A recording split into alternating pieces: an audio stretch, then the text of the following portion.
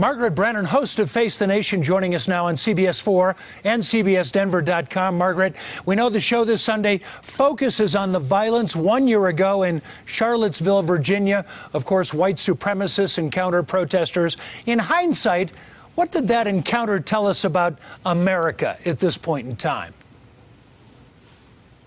Well, it raised a lot of uncomfortable conversations in America. If you remember, it was that clash that sparked a more than a week-long debate in this country about white nationalism, white supremacy, and whether the President of the United States had actually seemingly endorsed them or condemned them appropriately.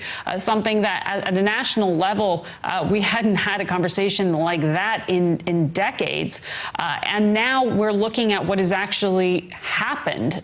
We went to Charlottesville. We spoke to the mayor there, who is the first African-American woman elected to help run that city. She says that in her community, there are still really open wounds. A lot of the socioeconomic issues she sees at play here continue to divide and haven't been adequately dealt with. She says this shouldn't just be about a rally or a moment or a protest, that we as a country need to be talking more about what is dividing us. And, you know, we talk about a politically divided America. That is not the only fault line we see running through the country at the moment. We'll talk about some of that with Senator Tim Kaine of Virginia, a Democrat, and Senator Tim Scott, Republican from South Carolina, as we prepare here in Washington, D.C. for that Unite the Right rally to be held outside the White House on Sunday. Certainly sounds like one of the takeaways for you, Margaret, was the fact that this was Charlottesville, but let's face it, we've got issues all over this country.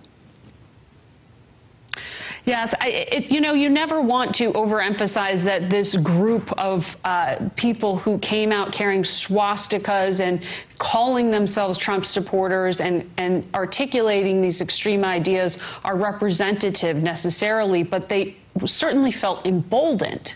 And it was the national reaction or lack thereof. And what we talked about in the wake of that protest that I think makes this very, very relevant.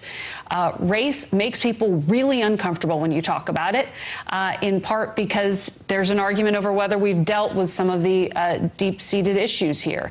And so that's what we want to talk to Senator Tim Scott about. You know, he's one of the Republican supporters of the president who said President Trump's moral authority was compromised because he didn't condemn white supremacists clearly after that violence. But Senator Scott says he's found opportunity out of it and to work with the president to try to build up African-American communities. We want to talk to him about whether there are bright spots, whether there are improvements. And making progress, we certainly hope. Margaret, thanks so much. We look forward to seeing you on Face the Nation this Sunday on CBS 4.